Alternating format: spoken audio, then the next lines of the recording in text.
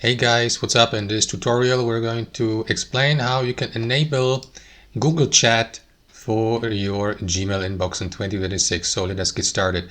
So guys, you can enable Google Chat through your inbox here on Gmail by navigating to your inbox and by clicking into that gear icon in the top right to access your settings. You may do that by clicking into see all settings here. After that, inside your settings, navigate to Chat and Meet here, to that tab, and simply enable Google Chat. Save your changes, and after that, return to your previous inbox.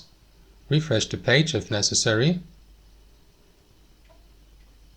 and there you go. To the left, you will see the Chat tab here, so that you may initiate a new chat with your contacts using Google Chat. And that's how it works, guys. Thanks for watching and have a fantastic day.